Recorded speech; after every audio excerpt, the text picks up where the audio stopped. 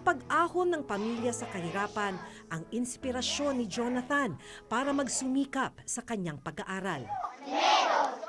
Bakit pumapasok ka pa rin kahit nagutom ka? Pangarap ko po kasi maging teacher.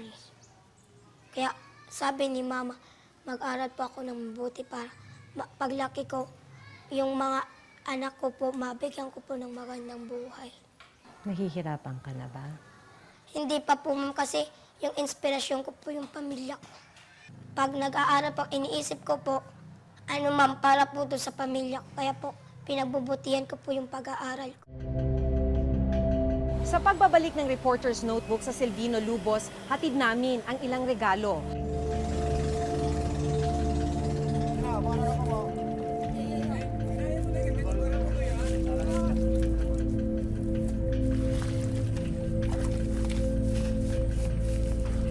Una naming sinorpresa ang pamilya ni Jules.